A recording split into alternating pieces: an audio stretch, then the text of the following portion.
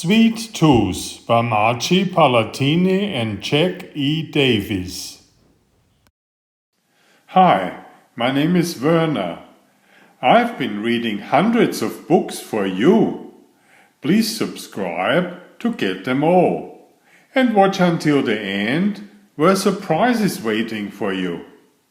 Your mom can help you with that. Thank you. This is Stuart, your typical, average, everyday kid. Except for one thing. Leo! Oh yes, there it is all right. The molar in the back. You are probably saying, a tooth?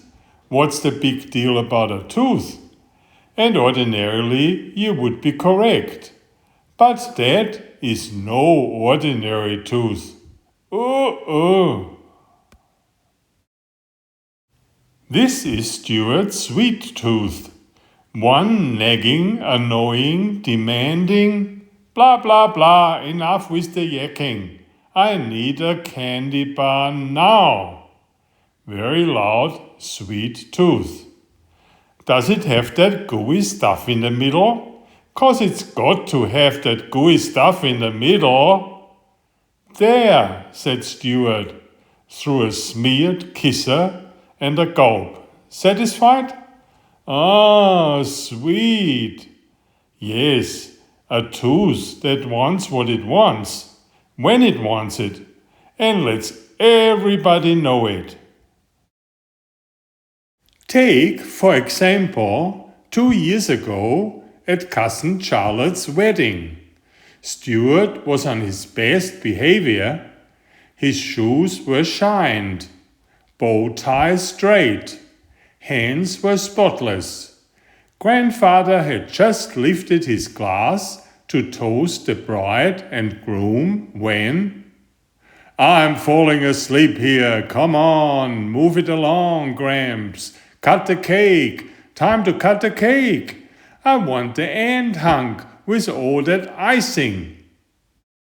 I don't know him, uttered Mother through a gritted smile. He doesn't belong to me, said Dad under his breath. Who is that boy? Muttered Grandmother. Stuart wiped the pink rose from his lips. It's the sweet tooth. It was not a pretty picture. The tooth was not better behaved in school. Stuart had enough detention slips to wallpaper his room. Why, just 2 weeks ago. Who can tell me the capital of North Dakota? Asked Mrs. Finnegan in geography class. Jelly beans, said a muffled voice from the back of the room. Did you say something, Stuart? Asked Mrs. Finnegan. Licorice. Stuart, I'm afraid I can't hear your answer, said Mrs. Finnegan. Lollipops. You are going to have to speak up, Stuart. Hey, I'm dying here for a couple of chocolate, peanut butter cups, okay? Detention slip number 432. But I'm telling you, it's not me, said Stuart as he was led away to the principal's office. It's the tooth. The movies? You don't really want to go there, do you? Not with Stuart anyway. Would somebody pass the yummy gummies already? Shh! Don't look at me, chewed Stuart. It's the tooth. And, of course, there was the unforgettable Easter basket mishap. Now that was really ugly. That Sunday a.m., the family awoke to find jelly beans littering the living room. Marshmallow chicks were missing. The trail of crumpled yellow foil wrappers led to one person, and one person only. Oh, Stuart, cried a disappointed mother and dad. I can't look. whimpered his sister Allison, closing her eyes. Those chocolate bunnies never had a chance, moaned Stuart, rubbing his belly-aching stomach. It was the tooth. Hey, can we stop going down memory lane here and open up that bag of cookies? That's it, I've had enough, cried Stuart. Enough! I haven't even had one. No more cookies, shouted Stuart. No more candy. No more cake. No more nothing. That's no more anything, said the tooth. And who do you think you are kidding, kid? Bring on those chocolate chips. Stuart sighed. What choice did he have? He was a boy with one big sweet tooth. He tore open the bag. He grabbed one, then 2, 3, 4 cookies. He opened his mouth. Come to Papa, shouted the tooth. Stuart stopped. What are you waiting for, kid? Come on! Cookie, cookie, cookie, cookie! Stuart dropped the cookies, but not in his mouth. It's over, Tooth, said a suddenly determined Stuart. I'm cutting you off, starting right now. It's cold turkey. Cold turkey? Yuck! I hate cold turkey, unless you add a little cranberry sauce. Didn't you hear me, Tooth? Cried Stuart. I said it's over. From now on, there's nothing for you but, Stuart gulped. Healthy diet. Healthy kid. Say you don't mean it, wailed the tooth. But Stuart meant it all right. He meant every word. Yes, it was trying. Yes, it was difficult. Okay, it was darn near impossible. But Stuart stayed strong. For the tooth, it was a different story. Peas? You are giving me peas? Little dry green veggie marbles? Broccoli? You are feeding me a shrub? That's not going to do it. Dessert? Where's dessert? I'm begging you. When do we get to the good stuff?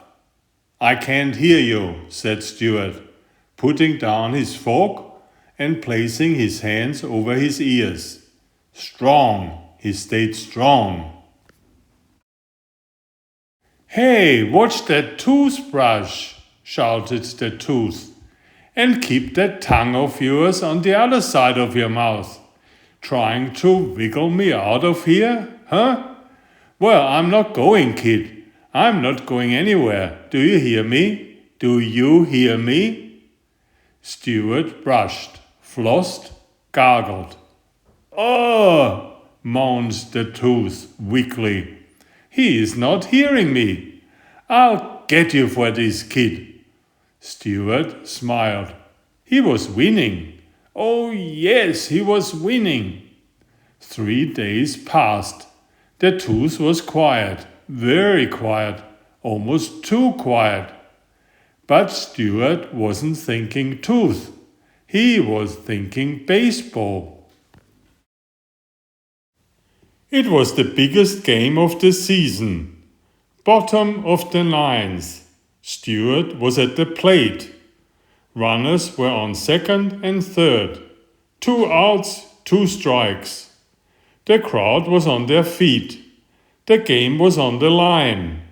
Stuart's team was down by 1 run. The pitcher went into his wind-up. There was a hush from the stands. A big fat fastball was heading for the plate. It was all up to Stuart. And then, boy, could I go for a hunk of bubble gum right now. Swing, swish. Ha ha ha! Strike 3, yelled the umpire. You are out. Gotcha, said the tooth. Now go get me some goodies. I'll get you goodies, mumbled Stuart, dropping the bed. What are you going to do with that? Asked his wide-eyed sister. Stuart grinned. He opened his mouth wide, very wide. Kid, no, not the carrot, not the carrot.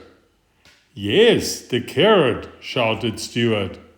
No, kid, no. Alison covered her eyes. Am I too young to be watching this? Closer, closer, closer, and then crunch. Ah! So long, sweet world. What a way to go. Done in by an orange veggie. Stuart rubbed his jaw. He stared at the carrot and the tooth. It was over. What's going to happen to it? Asked Alison as she followed her brother upstairs to the bedroom.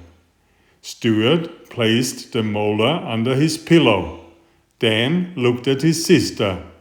Who knows, he said with a big smile. That's the tooth fairy's problem now. Wah, wah, wah, cried the baby teeth. Woof, yapped the canine. Please be quiet, said the wisdom tooth. I'm trying to read. Pipe down, wise guy. What does a sweet tooth have to do to get an ice cream sundae around here? With hot fudge, and throw some sprinkles on it while you're at it. The tooth fairy sighed. Rotten teeth. Enjoy my new series Oliver and Jumpy. 19 video books with about 500 pictures. There's text, but I also read it aloud for the younger children. I have written 65 stories and had them illustrated at great cost for your children's fun. Oliver is an elegant tomcat and Jumpy is his lady friend. Oliver loves to ride in Jumpy's pouch when they go for adventures together. Please find a link to the first book in the description of this video. Please always subscribe and like if you find my effort interesting. Thank you so much.